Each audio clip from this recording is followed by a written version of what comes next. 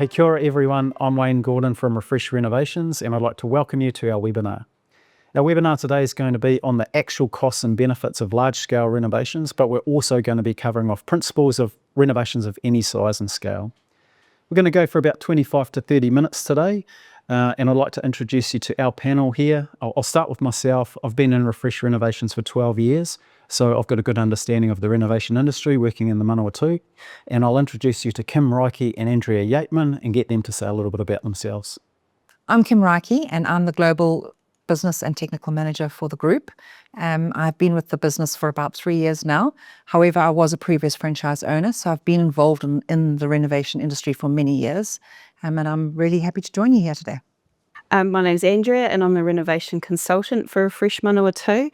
Quite often I'll be the first person that you'll get to meet during your Refresh journey. So the first segment we're going to get onto this morning is what are the main factors that contribute to the cost of large-scale renovations? So I'm going to throw that one over to Andrea to start with. So quite often when I'm meeting with people for the first time, we talk about what they want to achieve with their renovation project. Sometimes this will help determine if it's a large-scale renovation and will require certain processes and plans in place. So a lot of those things will include extensions and increasing the footprint of their home. That generally will make it a larger scale project than potentially just updating a bathroom. Engineering design and construction comes into play there. There might be some complexity by adding to an existing home and the structure of the roof, profiles of the home and those sorts of things.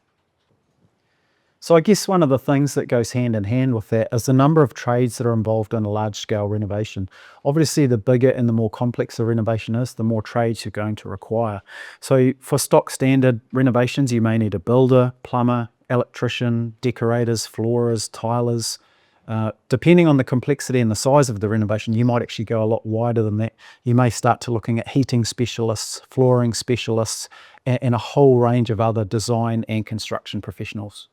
And of course, that all impacts the actual cost of the designs, the architectural fees or the draftsman's fees. And we need to make sure we really align that with the project, the right designer with the right project, because the technical aspects is really important, and that's going to have an implication on the build and the delivery of the project. And definitely, the less you pay, the less information you get. There's a direct alignment with that. So the better quality drawings are going to cost a bit more, but that does have a better knock-on result in the delivery process. Generally, we say be prepared to spend about 10% of the build costs in those construction drawings or design fees, whether that be the engineering, the architectural drafting, the consenting. Definitely try and put 10% of your budget aside for that, and then you'll find you'll be within in the right allowance for that process. We also find that in our concept stage, better detail is absolutely paramount, because we're going to get a better output on those budget estimates. But we will talk a little bit about that down the webinar. Yeah, just to add to that, the architectural designers that we use, we go through a process where we try to take out as many of the assumptions as early on in the planning stage as we can, and that allows us to start working on pricing estimates more accurately. So rather than us just giving you a ballpark, when we're giving you researched estimates, there's actually been a bit of thought and a bit of planning that's gone into that. And just to touch on that a little bit further, very often, and this might not be a big renovation situation, but very often in a bathroom renovation, for instance, we have clients to say to us, I don't need drawings, it's like for like. But this is a great opportunity to really think about how you're going to improve that space. And let's face it, a bathroom may have been built 20 years previously, so the way we use that space has changed dramatically. Let's use this time to actually really think how we're going to improve it. And it might be just small things like, have we got the venting in the right place? Do I want a little niche in the shower to shave my legs? Or have I got the right lighting? And really we want to put that down on paper so that we can consider those costs, and everybody involved in the project knows what's involved, what's needed, and what considerations they need to make in terms of planning the build and pricing the build. sometimes that will be something we'll even discuss in the first consultation. So I'll be talking to people about why you want to do this renovation, how long do you anticipate being in your home for. And so we do talk about the wish list, pushing the boat out on the project, and starting from that point to make sure that you get everything you want. You don't necessarily want to be doing this again, so you want to make sure that it's exactly what you're after, and that the money that you're investing in this, you get a really good return on that. The building consent is an interesting one. So many clients push back on that and say they don't want to do this project if a consent is needed. And to be honest, I can't understand that. Firstly, the cost is not a huge part of the project. There's lots of media around how impossible a council is and how hard it is to work with the council, but really we take that away from the client. That is handled by the Refresh franchise. They will take care of the council submission, the RFI, so the request for further information that come back from the council prior to the consent being awarded. They'll also take care of all the inspections and then the paperwork required to apply for that final CCC. So really, other than the small financial commitment from the clients, there's very little required. The other thing to consider is when you sell your property, these renovations really need to be on that property file and LIM report. And so many clients think that that's not important, but it is. Nowadays, with LVRs and things like that being such a big part of lending, you do need to make sure that your paperwork in the council does match what's actually on site to speed up and have an opportunity to have a far bigger audience when you're selling your property. So we highly recommend it. It is not a big cost in the scheme of things. I think for a big massive project of 400,000 and more, I think it's about a $5,000 investment, which really is not a huge amount. Take that on board. If a consent is needed, get it done. And even if the consent isn't needed, make sure your franchise is going to be supplying all the documentation so that it can be lodged on your property file at the council. Yeah, that's a great point. And another great thing about the building consent and the Code of Compliance certificate is that you've actually got a public record of the work that's been done and all of the necessary paperwork that makes it all legit. And so everything that you have is basically registered. You've got an ongoing record of the work that's been done in the house, how it's been done and to what standard, and it will have the council sign off. So that's handy with your insurances and all of those kind of things. Materials and finishes. This comes back down to that design process and selecting the right materials. And, just an example for a kitchen, for instance, we could have exactly the same kitchen, the same footprint, the same size, but different materials. And that price can vary by $30,000, $40,000, $50,000. And it all comes down to the drawers, the mechanisms that we've got in the actual kitchen cabinetry and the finishes. So what I would recommend is definitely take on a design specialist to make sure the ergonomics, the flow, whether it's an indoor-outdoor flow.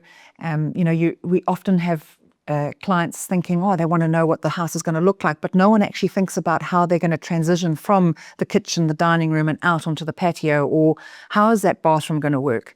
Take the time to make sure you get the design right and you have the right materials. The materials can be swapped out and alternated to give you something that's a little bit more cost effective or a little bit more fit for purpose. It might be a laundry, for instance. Your kids might be really sporty and you've got a lot of wet gear. You want to think about different types of materials there to sustain that kind of high traffic. But that does impact on the costs, and there's lots of options to pull back those costs if they need to be looked at or rethought in the process. The great thing about fittings and finishings as well is that there's scope for you to pick what you want, but we can assist with the selection of those things to make sure you've got the right products in the right areas, and that's really handy. I will say one thing though, very often we have clients that'll say, don't worry, in 6 months' time, I'm going to upgrade it. That 6 months never happens. We really do find that, and when that is a consideration in your renovation, think about how that's going to impact other parts of the project or other parts of the home. So really think about these projects as long-term or sustainable projects so that you're wanting to get that longevity out of them, and take on the advice of the suppliers, the professionals that work with that product all the time to really understand it. And that is what our franchise brings to you, is the discussions of, is this the right product for the right solution and the right traffic area? Because it never gets upgraded. We just don't see that happening. And just closing off this segment, we'd like to talk a little bit about unexpected issues. Unexpected issues, people, often their worst fears are that we'll take off wall linings and there'll be water damage or rotten framing, things like that. There are generally some indicators that we can find on the way through our process that might identify some of those things. But really, what we find is in most cases, people's worst fears they don't end up being as bad as what they think they might be. And generally, it might just be a little bit of extra framing work or something like that, and we can repair things fairly easily. One thing that is interesting about unexpected issues that we find is if we find something that's a deficiency in your current structure, sometimes it's a great idea for us to go through and fix all of those things while the wall linings are off. So those are things that we can discuss with you at the time. It really is better to do that than actually work over something existing that's not right, and then that might be something that gives you continuing issues as you go. Plumbing is a great example of this. Sometimes when we open up the walls, we find that the plumbing's not as it should be. That's a perfect opportunity for us to get things right for you, and then you've got peace of mind that that's not going to be a problem that's going to reoccur later on. Any other points from you two? We always run these scenarios through with you during the process that we go through. And also, if we do find these sorts of things, this is where your project manager really comes into their own, and they will go over the pros and cons of doing certain things, and what that cost is likely to be for you, so you can make the best decisions. Yeah, I guess the refresh process, having the scoping and feasibility, and then the detailed design drawings, it gives us the opportunity to really do the due diligence on the project. Through the process, you will have numerous visits by different trades and different specialists who are actually going to be able to provide real life solutions for those problems. And then it's our job as the Refresh franchises to put together the right process in dealing with those problems. And if you leave those problems, you think, oh, I'm just going to just disguise it or not worry about it, they do become bigger problems, and the issues do grow. So we really want you to think about resolving those and giving us the opportunity to find the best solution for those projects, all those problems at the time. The next segment we're going to get into is starting to deal with the dollars and cents. So the question that I have for our panel is, what sort of investment or commitment in the project should I be making and when? And I'm going to load this question and send it off to Andrea. The importance of early cost estimation based on the preferred design or concept. So Andrea, can you talk to us a little bit about that? Sure. So quite often in the initial consultation, we'll talk a little bit about what your expectations are needing to be about your investment and commitment throughout the project. So that's where our process really does come into play. If you're taking on a project that, for example, requires a building consent, the first financial commitment that you'll find with us is through the scoping and feasibility stage. So that is where we will go over what you're wanting to achieve, how you'd like to achieve that, but we'll also involve our designers in that and get concept design work done. This concept design stage with our architectural designers provides plenty of information for the Refresh team to provide you with a researched estimate to complete your project. It's super important at this stage to get as much information as you possibly can to know that design and your dream renovation actually fits your budget. This stage in financial commitment does allow you to make some really good decisions about the design, about the fixtures and fittings that you might like, and where we can adjust things if needed. Our goal for you at this stage is to give you the right information so that you can make the best decisions for you. The following step in the next bit of financial commitment for you is about working drawings. This is the technical information that the council will require during the building consent process. It's also the bit where if there's engineering required, we can actually help work out what that looks like and discuss those options with you. It also gives us another opportunity to bring our trades on site once we've got those working drawings completed, so we can provide you with some firm pricing so that you really know what you're getting into. And it's super important that all those earlier decisions have been made, because it does cost a little bit more to make a lot of changes during this phase.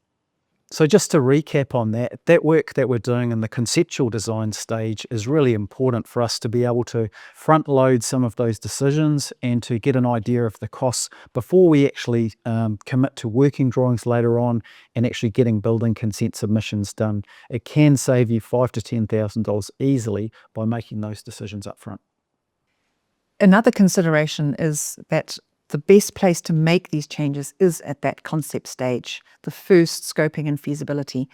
A change at the working drawing stage can impact a number of specialist services, your engineering, your acoustic people, your joinery people. That could really have a huge impact, and it just takes time, money, and extends the whole process. So let's try and make those decisions at that concept and feasibility stage so that we sort of have a clear path going into the working drawings. That's a great point. I once had an architect tell me that if you're making decisions at the conceptual stage, they're $1 questions and $1 changes. When you're making them during the build stage, they're $1,000 questions. So it's good to get the mind out early. Another point that I just thought it's worth noting is because we've got some great relationships with our architectural designers, we do get a little bit more information than perhaps what you might get if you went directly to a designer yourself. So it gives it, they do provide a lot more information to us. They know how we operate, they know what we need to do those researched estimates. So I think it's a win-win for everyone. 100%.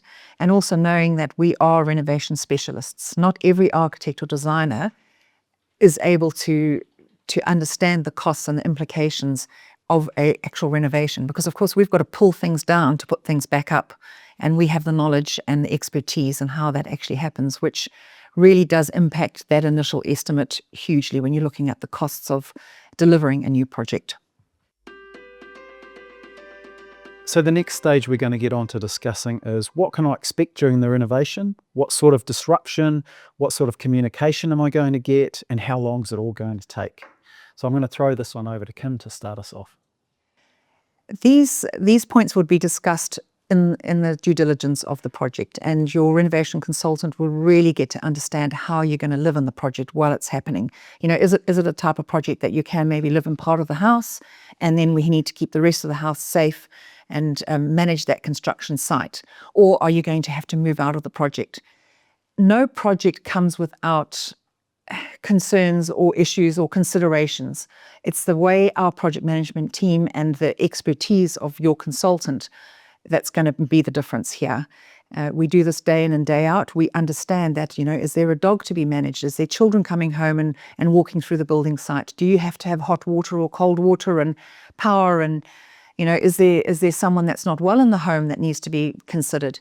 That all happens at that due diligence in the beginning. And really, we want to make sure we nail that so that everybody that's involved in the project at the delivery stage understands the implications and how this management is going to happen.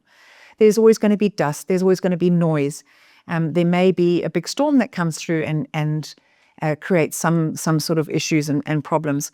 But that is why your project management team is employed, because it's their job to manage that and understand how that's going to impact your project, your life. And you know, you still have to get up and get the children to school and go to work and do all those day-to-day things. So while we do our best to manage that, there are always going to be those little issues, but nothing is too big or you know, can't be managed in the right format or the right way. It all comes down to that communication, and you as the client letting us know exactly what is the concerns, and we'll manage it from there. And because our process is so thorough, your project manager will have prepared a really great build plan for you that you can see each week what you're to expect. This will help you plan some things around that, and when that changes, you'll get an update. The project managers keep in touch with you throughout.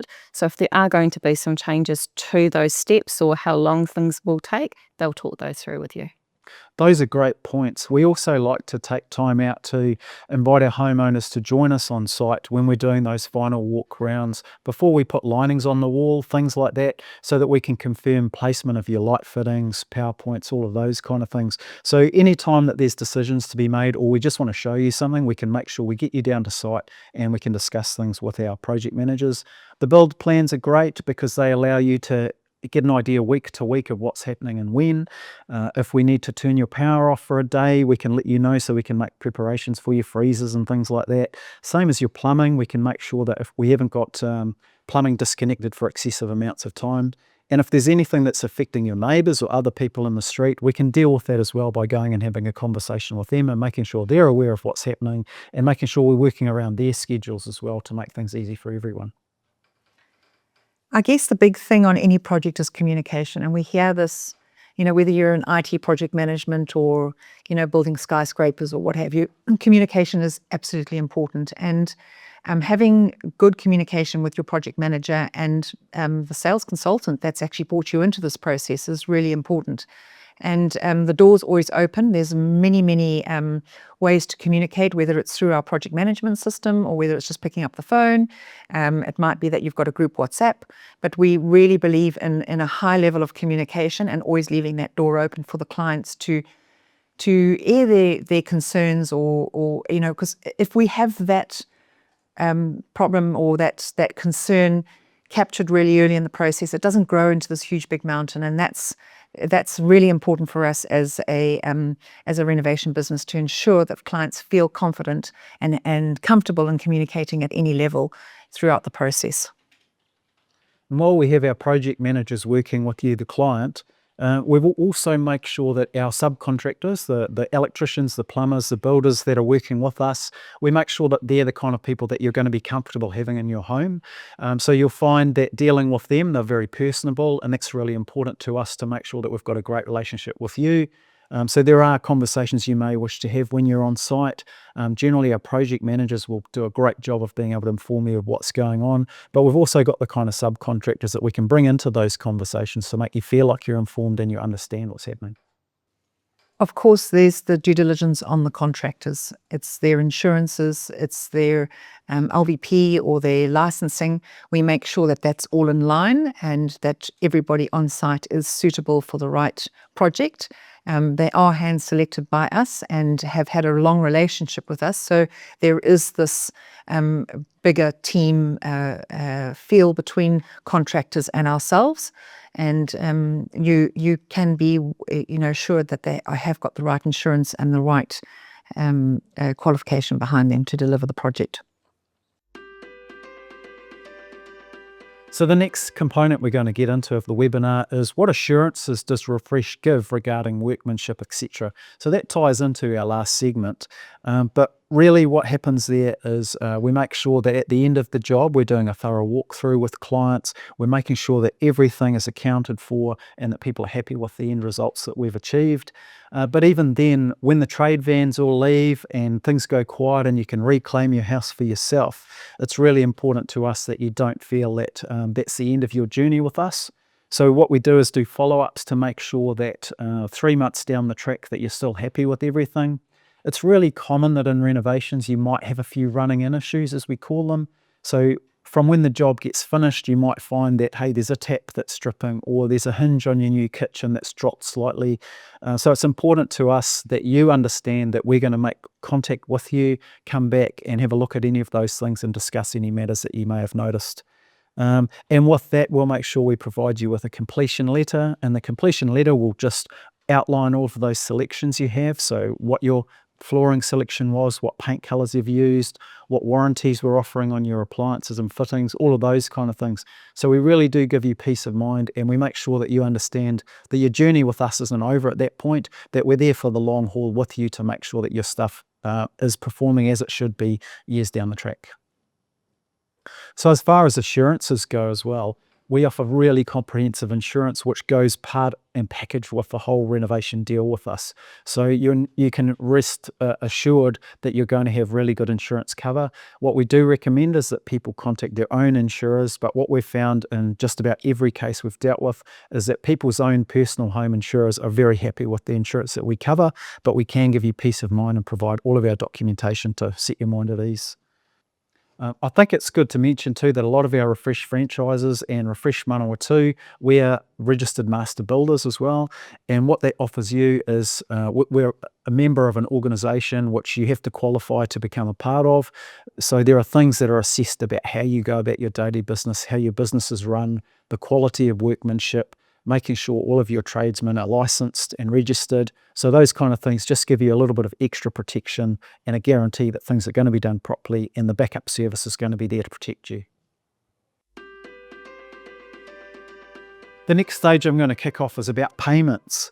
So the way we generally do things is when we prepare a contract for you, we will break that up to allow for the whole build plan. So if you've got a really technical build, which might be a 3 or 4 month project, or you're doing a smaller bathroom, which might be 1 month, what we do is we'll stagger progress payments. So we'll start with our deposits and we'll move right through to the final completion payment, and we'll stagger those throughout the duration of the build plan. So you may be expecting an invoice from us perhaps every 2 weeks or at a regular interval like that.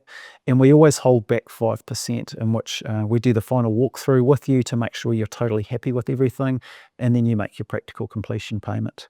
But those are all sorted out with the contract. The contract is a negotiation with you as well, so there's an opportunity for us to discuss the payment schedule with you. We can meet the requirements of your bank or your insurers or any of those entities, so we can really work with you to put together a contract which is going to give you peace of mind and outline all of your payment stages right throughout from start to finish of the build. The next panel discussion that we're going to get onto is what are some of the common mistakes to avoid during a large-scale renovation. And a lot of these come from things that we've heard from clients that we're speaking to. So I'm just going to throw this one over to Andrea to kick us off, who's got some great experience in this. Okay, so sometimes when I'm meeting with people for the first time, we do talk about their renovation experience. And a lot of people out there do have some renovation experience or some DIY. Quite often, we talk about the fact that processes weren't followed. And this has really helped highlight the fact that planning is super important. Lack of planning can really hinder your renovation goals. You might have to make rush decisions or decisions on the fly because you didn't spend enough time doing your due diligence or some planning. The thing with that due diligence and planning as well is that really if you're working with the right company, then they will lead you through those decisions. So those are the kind of things that we work through in that planning stage. And it's really important not to underestimate the time that it's going to take you to liaise with each of your trades. They are not necessarily going to be talking to each other, so you need to make sure that everyone is working with the same goals and working with the same time schedule. The other thing that I'm seeing, because I work across many, many businesses globally, is that other companies don't take the time to look at the actual physical logistics. You know, how is the concrete going to be delivered? How are we pumping that concrete in? Where's the skip going to go? You know, so many projects are in bigger cities where we can't just put a skip on a verge. Has that permit been applied for? Where's the site toilet going to go? How are we going to deliver that huge, big 6-meter kitchen bench and get it in and around the corner, or the steel? Those kind of considerations are very often not thought of until it literally arrives on site, and then all of a sudden, oh my gosh, how are we going to get that in there? So that's the really, really important part of our process and our professional team that work on renovations, because they understand how that 7-meter piece of steel is going to turn the corner and slide through the house to be put into place at the back end of the property. Those are really important considerations, and if we're not thinking about that, they can hugely impact the cost of the build.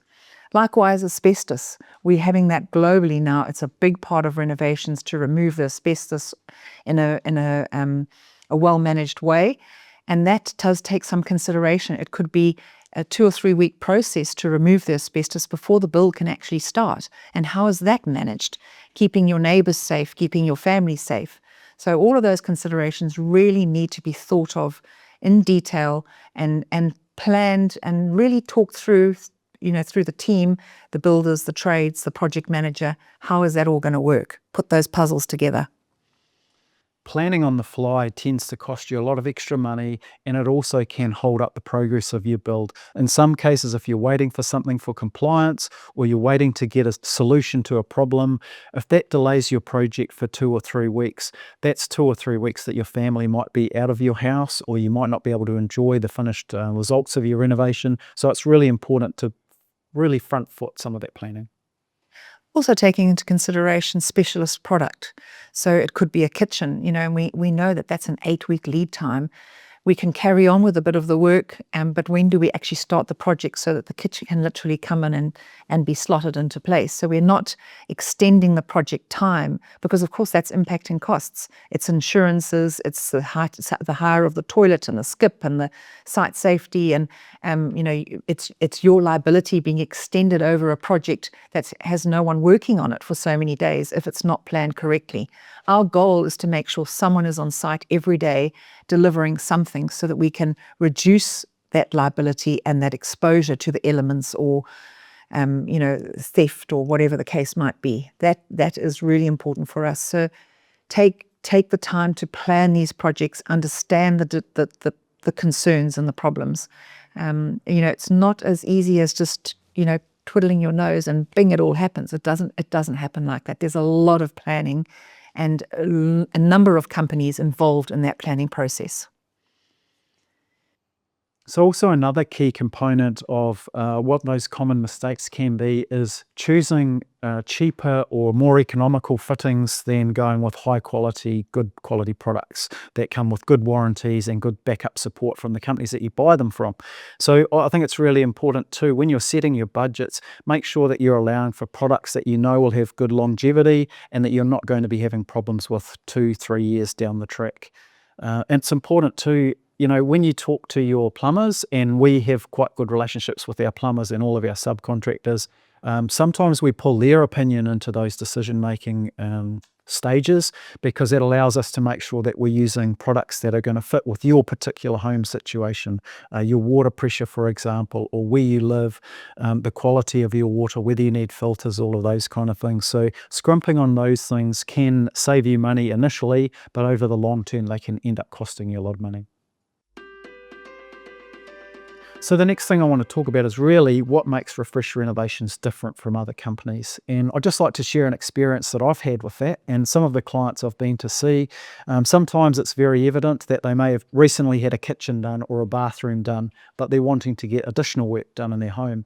And so quite often a question I'll ask people is, I noticed that you've had your kitchen done. Is there any reason why you haven't gone back to the builder that did your kitchen renovation with you? And quite often we hear, yes, it was a disaster. We had budget blowouts, time frame blowouts. It was supposed to take a month, but it took 6 months. Those kind of stories. And we really pride ourselves on having a process that allows us to work through completing a renovation with you, keeping to budget and keeping to our time frames. So I'd like to just throw that out to Kim to kick us off with a bit of discussion on that. I guess our point of difference is that first stage, the scoping and feasibility, and it is exactly that. It's understanding how your pain points and how you want to improve that space, how you want to increase that footprint, and also writing out that scope, understanding exactly what's going into that project at that early stage so that we can create a good feasibility. The feasibility would be understanding how we're going to deliver this project, what are the costs that impact that, and what are the costs of the actual project. So the feasibility is not just one thing, it's a number of elements that we're putting together to give you the financial control of, yes, I can do this project, or no, I need to sit on it for a couple of months, or I need to speak to my mortgage broker, whatever the case may be. But it's giving you the tools to actually make those real decisions, real-time decisions, to suit your situation, your current situation, whether it be the family situation or the financial situation or the timing situation. But we really need all of that information to give you that power. And that really is the big difference to any other process that we're seeing across our competitors or other businesses in our space. But it just gives us that time to do the deep dive into how this project is going to run and how it's going to be delivered. Refresh are renovation specialists as well. And what we find in the building industry is quite often if the new home sector has quietened down, a lot of new home builders will turn their talents to renovations, but they don't have the experience of working with a whole lot of different decades of New Zealand construction. So we find it's really important we align with great renovation builders. And that's another point of difference of ours, is that we have people that are experienced of working with a whole lot of different generations of New Zealand homes. And that is really useful in our line of work. One of the other point of differences I was just thinking about was if you're choosing to do a project on your own or you would like to use a service that we provide, is that we get excited with you along this journey. If you're doing it by yourself, you're the only one that's going backwards and forwards with these discussions. So when we get involved, we're with you on this journey. We want you to be excited. We get excited. It should be something that is fun at different points along the way. It's not an insignificant investment that you're going to be making. So it's got to be worthwhile for you. And it is a journey. So we want you to enjoy it.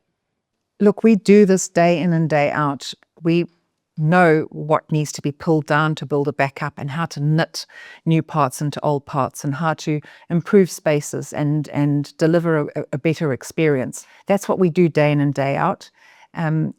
It's a big team that's involved here at the Manawatu Refresh. They are very knowledgeable in the certain parts of the business that they're involved in. It's a great service and it's a great product. So give it a go. We understand the emotional side of renovating as well. You're having people coming into your home and working in it. Sometimes there's disruption to your day-to-day life. So we're very sympathetic to that. So we'll work the way that we manage your project around your family life to make sure we're communicating with you appropriately and to try and minimize any of the disruption that we can. And we appreciate the fact that you're going to want to have people working in your home that are reliable, trustworthy, and so it's really important to us to make sure that all of our contractors align to our values, being able to deliver a great project and giving you peace of mind that things are being done safely, properly, and respectfully in your home. So just to wrap up and conclude our webinar for today, I'd just like to go over our Refresh process brochure. So what this will do is give you an idea of the outline of the stages that we've discussed through the webinar today. And we're just going to quickly talk about what the Refresh process is and how that can benefit your renovation. So stage one, we have the initial consultation. In that consultation, our renovation consultant comes out and gets an understanding of what your project is. Stage two, we move into scoping and feasibility. Now this is where we're doing some of our interim design work to start getting conceptual things together and start getting research estimates ready for you, taking some of the assumptions out of the process. Stage three, we're getting into detailed planning and costing. This might be any consent requirements that we need to work through, any detailed costing, so making sure we've nailed down all your fittings and finishes are going to be. Stage four, getting into the build stage, which we manage for you, making sure that the build stage is smooth, well scheduled, and you're kept in constant communication with what's going on. And stage five, completion, making sure that at the end of the renovation journey, you're not feeling like the trade vans have all left and you've been left to your own devices. We're still on that journey with you to make sure we're providing any backup service, making sure that any warranty issues are taken care of, and also just checking in about 3 months' time just to make sure everything's running as it should be for you. Okay, so to wrap things up for our webinar today, I'd like to thank you for joining us.